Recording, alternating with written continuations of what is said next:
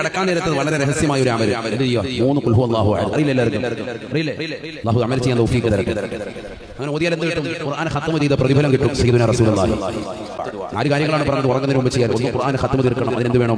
സൂറത്തുൽ ഇഖ്ലാസ്, ഖുൽ ഹുവല്ലാഹു അഹദ് 3 പ്രാവശ്യം ഓതണം.